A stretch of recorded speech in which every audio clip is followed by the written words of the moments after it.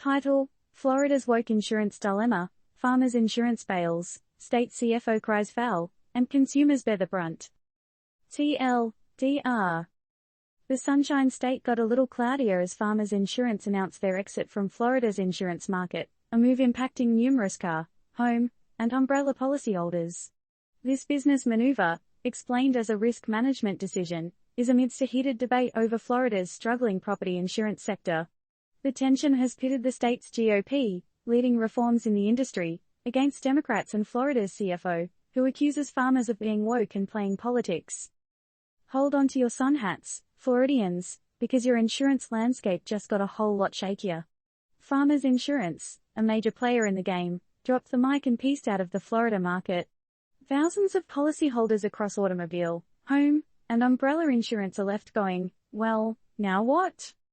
In their parting words, farmers said their decision was a vital move to effectively manage risk exposure. But hang on, is that code for we can't handle Florida's property insurance crisis anymore?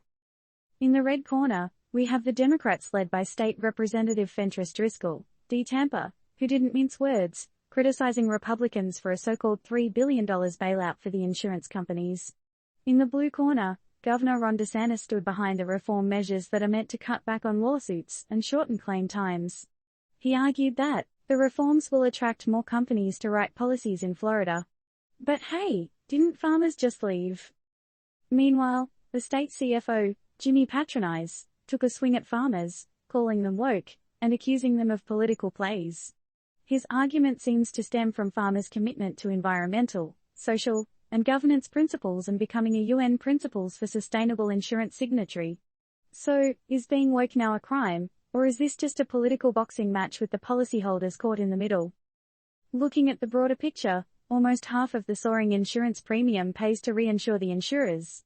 An assistance program was created, but only a handful of companies could join the party.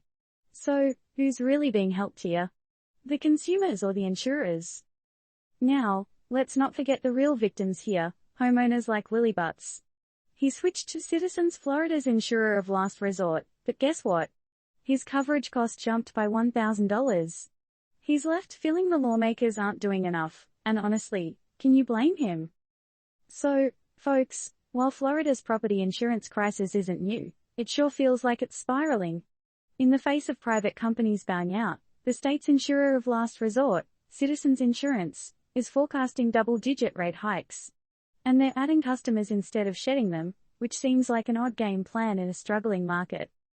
So, here's a question for you. In this insurance saga that's as thrilling as a summer blockbuster, who's really winning? And is it time for Florida's leaders to truly reassess their approach to property insurance reform? And perhaps, most importantly, how can Florida homeowners protect themselves in this ever-volatile insurance climate? Disclaimer: this article is purely informational and does not provide any advice regarding investments or insurance policies. Any decisions made based on this information are the sole responsibility of the reader.